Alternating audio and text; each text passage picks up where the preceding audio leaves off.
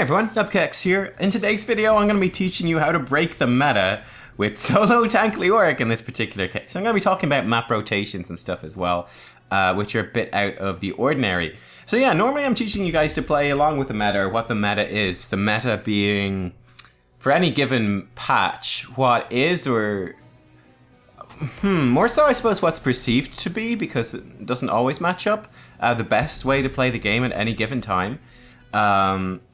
In today's video, I'm going to be teaching you some of the thought process that goes behind doing something that goes totally against what is kind of the wisdom, the accepted wisdom of how you should build a team comp and stuff like that. In this case, solo tank Leoric. Of course, Leoric drafted usually as a solo laner, as an off tank, never really drafted as a solo tank. Well, in this game, I think it makes a fantastic amount of sense to do that, and I'm going to be breaking down and explaining why and the thought process, so you can apply it for different heroes similarly in different games.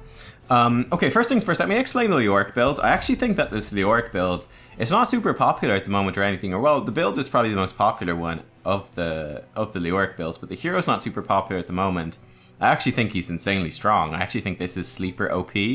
But I mean, I kind of wait to see more games of people playing it to work out for sure, but I think it probably is. It looks insanely good to me.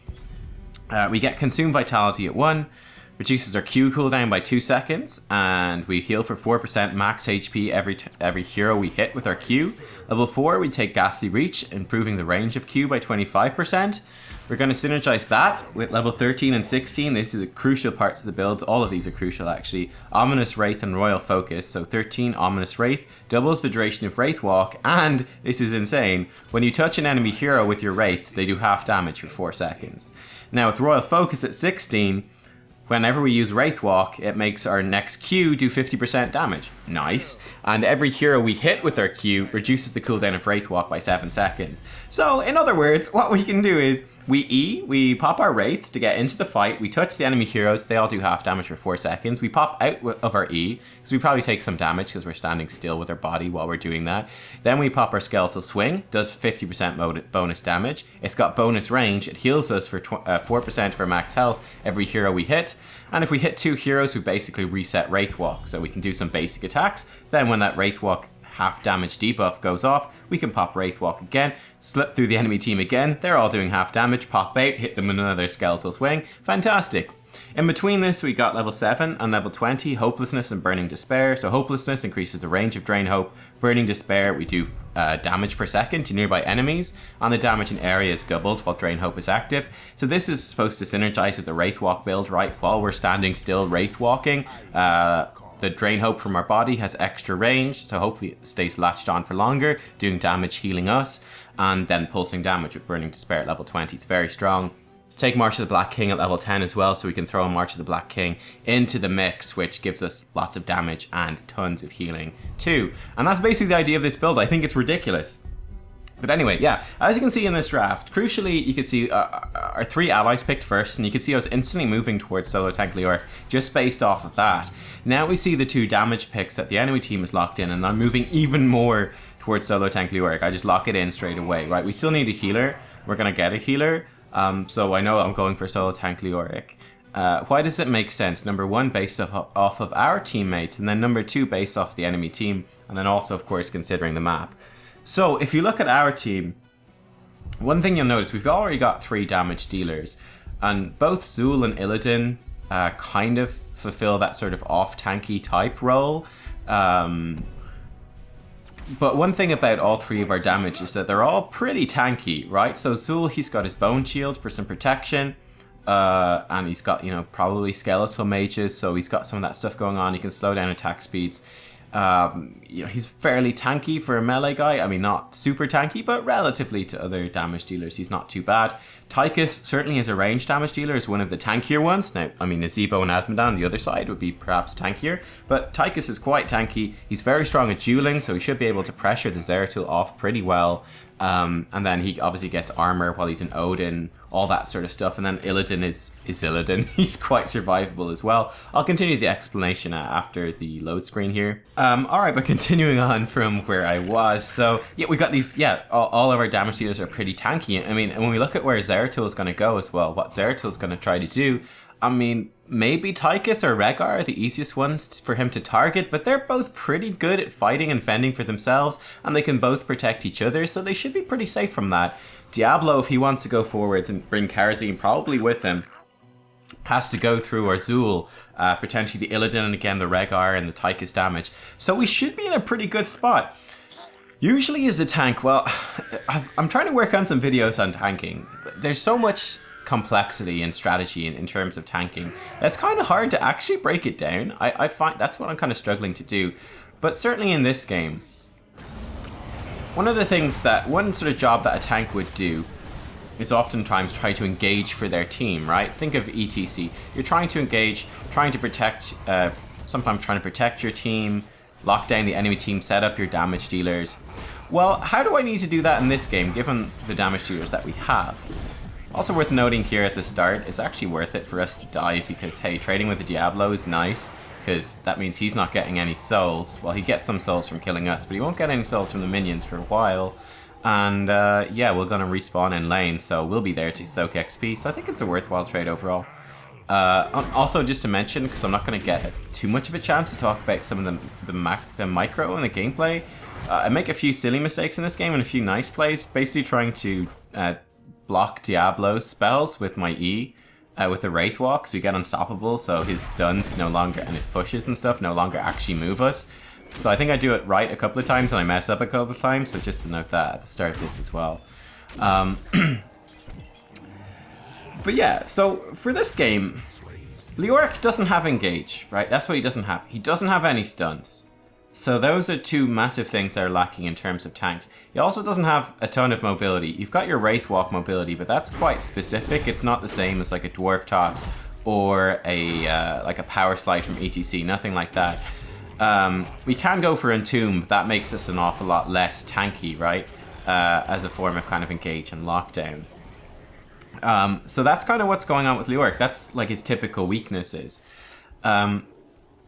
Interestingly enough, though, in this game, I'm looking at it and going, okay, how do we work with our team? Well, because it's Tomb of the Spider Queen as well, particularly, Leoric has very good wave clear, right, for a warrior. He's very good at that, and he's got really good map presence, because even when you kill him, he comes back to life very quickly. So he's really good on Tomb of the Spider Queen in general. It's one of his best maps. Well, we have a serious pushing team here. Tychus has really good wave clear, and he's quite strong early game. Zul's very strong early game as well. He's got fantastic pushing pressure. Same thing with Illidan, fantastic pushing pressure early game. I add Leoric onto that, and we've got this like tremendous map presence and just pressure and stuff going on here right from the start of the game, and that's pretty cool. That opens us up to a lot of possibilities. So example, you can see here I made the mistake of staying too late and didn't use my E on time. We got pushed back very far out of position and it was kind of awkward. Went back in to heal the Q and it didn't work out. So example of something going wrong right there. So yeah, Leoric actually fits pretty well into this early game. We're going to put some pretty good map pressure on the enemy team, right? And Leoric's going to keep respawning. So we can do some pretty interesting things. And that's one of the things I want you to note as well in this game, is the laning. Which lanes am I going to? Where are we? Because I suppose the meta thing oftentimes is you've got the solo lane and the solo lane, and then you've got 4 heroes rotating between 2 other lanes. Or on bigger maps, you might have a 1-1-3, with maybe the 2 of those will rotate or something like that.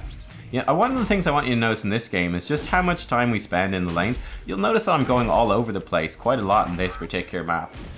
Just based around where my allies are, right? Breaking that meta, again, we're not just sticking to our quote-unquote assigned lanes. We're going where we're able to go. We're kind of pushing things in and then rotating away to join in on fights, right? Because we've got so much of that pressure, that pushing pressure early, so we can be all over the map. You can see we're already almost a level ahead, and we're certainly a talent tier up at the moment, so we're able to do that sort of thing. So for example, right at the moment, I've left that bottom lane because look, I mean the minions, I knew that the enemy team were all up towards top.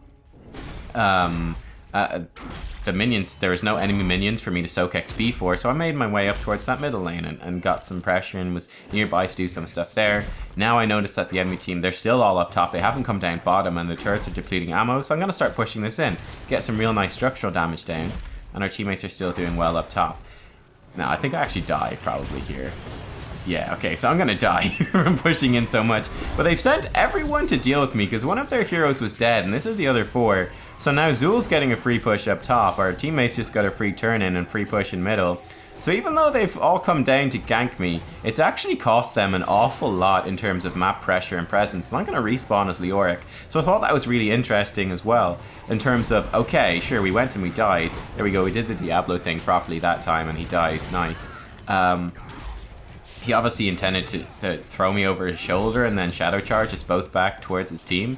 But we kind of frustrated that, which was nice. Especially considering I messed it up earlier. Hooray. But yeah, in that situation, they actually sent way too many people to gank me, and they missed several waves of experience, and now we're like a level and a half ahead, which is a big problem for them because they didn't have enough people in the other lanes, and we had people there, so we got so much freedom in the other lanes for the cost of killing Leoric for a relatively short amount of time where he's off the board. These things are really important, right? Now we're going back to level 10. We have web weavers coming in, and the enemy team's only level 8, so this is great. But yeah, so I hope you can see the sort of early game I'm talking about. Now, when you look at the enemy team's damage as well, this becomes even more... That's why I locked in that Leoric straight away, right? As soon as I saw the damage dealers that they're going for. Because when you look at their damage, they've got Zeratul number 1. Well, none of the tanks are really going to be all that good against Zeratul because he's kind of by definition playing around the tanks. He's often not really there. He'll be looking for the tanks to use their abilities, then dive the backline or pressure the backline, poke at them, or follow up on kills. You're not really dealing with him too much as a tank, so it doesn't really matter in terms of that. But they've got Nazeebo and they've got Azmodan.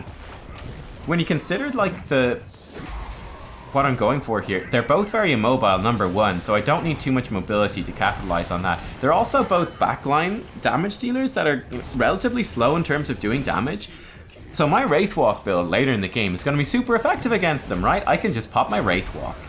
They're not really in position to punish it, right? What are either Azmodan and Nazeebo going to do to really punish me Wraithwalking through them? They're both more like AoE damage dealers, so they can't really punish me sitting still and Wraithwalking around the place. Also, it's going to be very effective for me to reduce their damage. That half damage debuff for 4 seconds, they're both quite sustained in terms of their damage output. I mean, Azmodan is bursty with his dunks. But hey, if we deny a dunk with our E, that's also going to be huge. Then Nazeebo's doing damage over time, so we're going to get tons of value out of that. We're going to really, really deny them in terms of these team fights.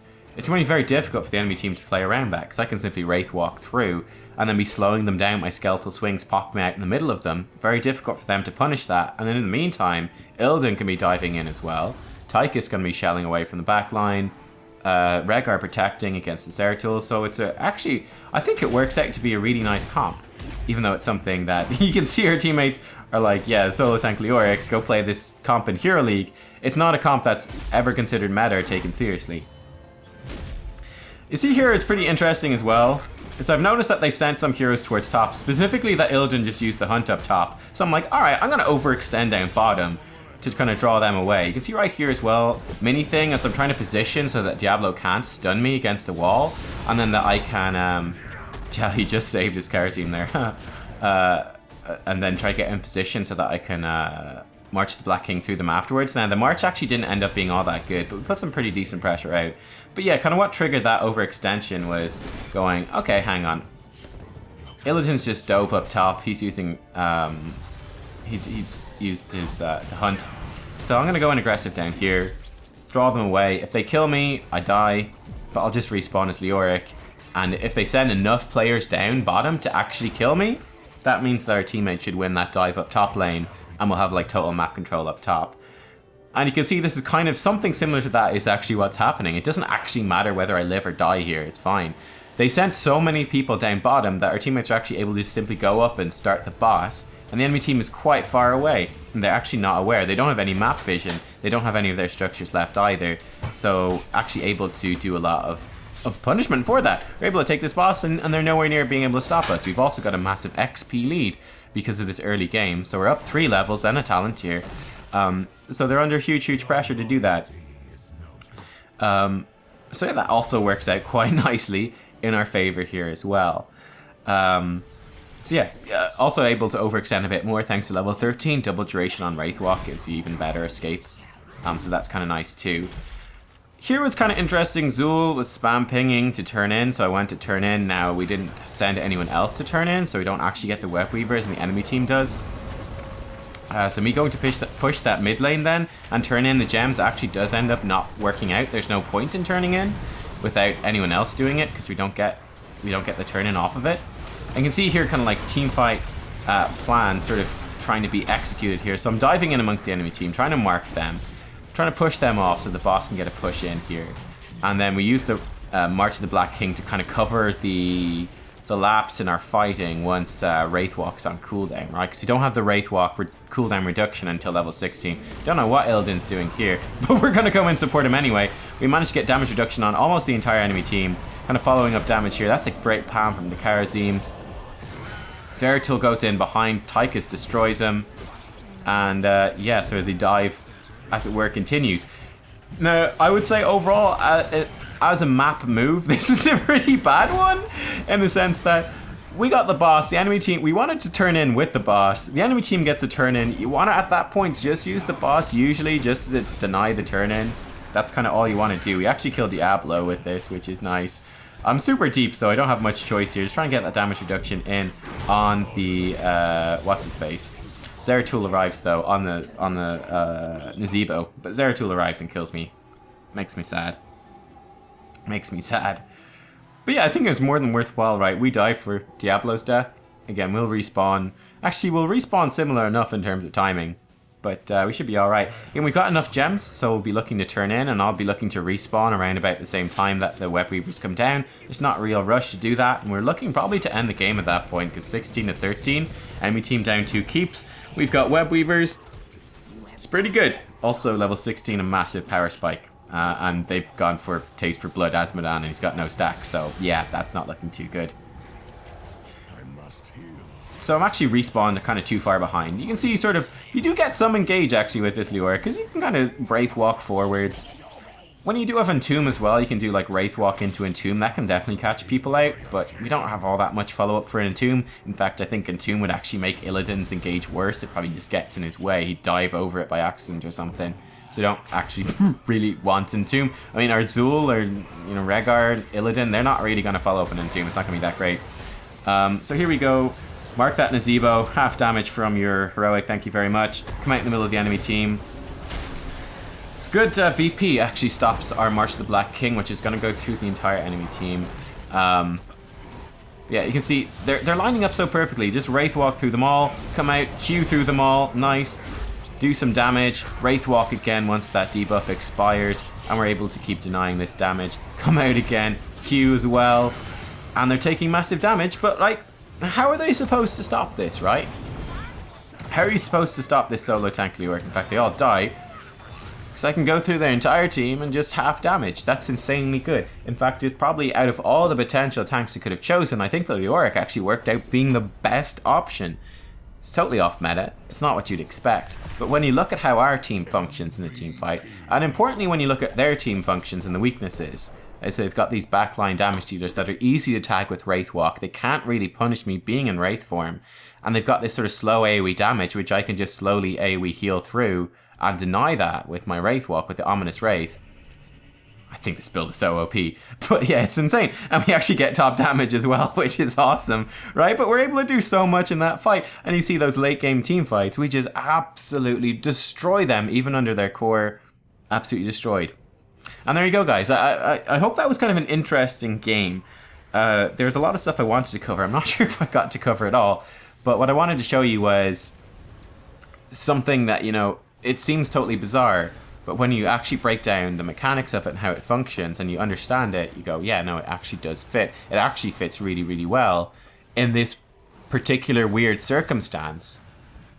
It wouldn't work in most circumstances, but when you understand the particular circumstances, that's when you understand what heroes you can draft, when you can break the meta, break the rules, and actually work out what is properly best. And yeah, I hope you found that interesting, guys. Thanks for watching. Give it a thumbs up if you liked it. I'll see you all next time for more heroes of the OP Leoric Storm. Thanks for watching. Bye bye.